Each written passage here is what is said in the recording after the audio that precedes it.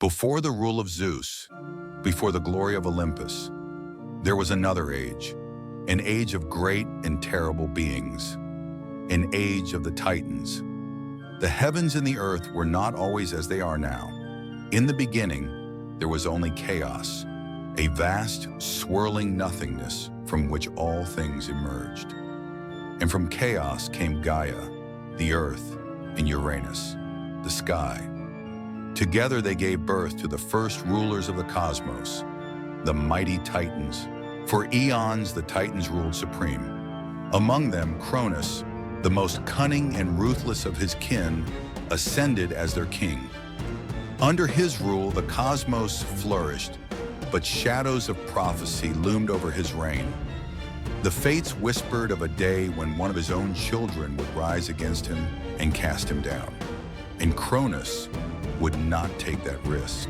Cronus, driven by ambition and fear, could not stand the rule of his father, Uranus.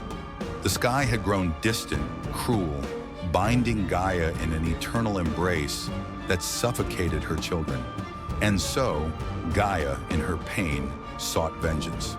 She whispered to Cronus, offering him the power to overthrow his father if he dared to wield the sickle she crafted from the bones of the earth itself. And so, in the dead of night, Cronus struck. With a single merciless swing, he severed Uranus from the heavens, casting him down into eternal torment. The sky bled stars and the earth trembled with the weight of a god's fall. But from the wounds of Uranus came something unexpected. Beings of immense power and darkness, creatures that would one day shape the fate of gods and men alike. Cronus was victorious. The Titans ruled once more, and he claimed his throne. But fate had been set in motion, and even he could not escape it. Cronus ruled with strength and wisdom, but the prophecy haunted him. The same fate that had befallen his father would come for him. One of his own children would rise against him, and so he made a terrible choice. One by one, as his children were born, Cronus swallowed them whole. Hestia, Demeter, Hera, Hades, Poseidon, gods yet never given the chance to rule. Each was taken before they could even glimpse the light of the world. But fate is not so easily denied. Rhea, heartbroken and desperate, devised a plan. She gave birth in secret to her youngest son, a child destined for greatness. And instead of handing him to Cronus, she placed a stone wrapped in cloth into his hands. Cronus, in his arrogance, did not notice the deception, and so the child was spared. But fate is not so easily denied. Rhea, heartbroken and desperate, devised a plan. She gave birth in secret to her youngest son, a child destined for greatness. And instead of handing him to Cronus, she placed a stone wrapped in cloth into his hands. Cronus, in his arrogance, did not notice the deception, and so the child was spared.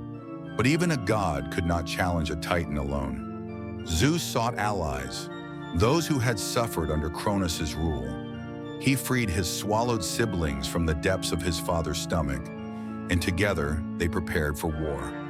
With them stood the mighty Cyclopes, who forged for Zeus a weapon of unimaginable power, the thunderbolt.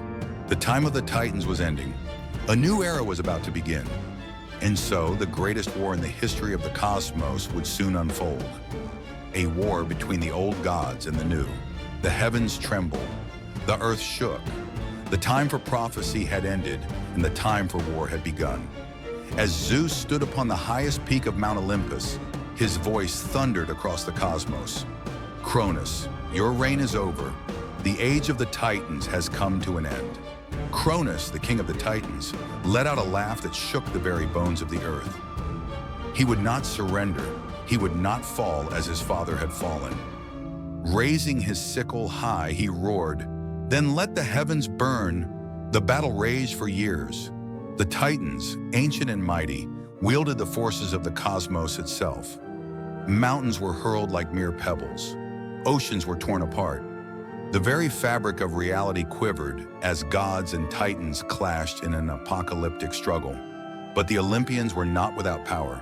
Zeus wielded his thunderbolt, striking down enemies with the force of the storm. Hades, cloaked in shadows, moved unseen through the battlefield, striking fear into even the strongest of Titans. And Poseidon, lord of the seas, clashed with Oceanus himself, turning the tides of battle. The war seemed endless. Neither side would yield.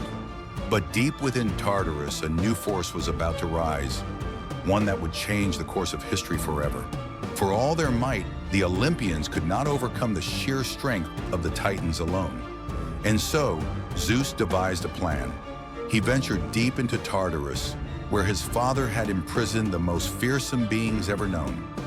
The Hecatoncheires, the hundred-handed giants and the Cyclopes, master smiths of the gods. With their chains shattered, the ancient prisoners of Cronus swore loyalty to Zeus. The Cyclopes, in gratitude, forged weapons for the Olympians. Poseidon's trident, Hades' helm of darkness, and for Zeus, the perfected thunderbolt, a weapon that would shake the heavens themselves. With their newfound allies, the Olympians struck back with unmatched force. The tides of battle had turned.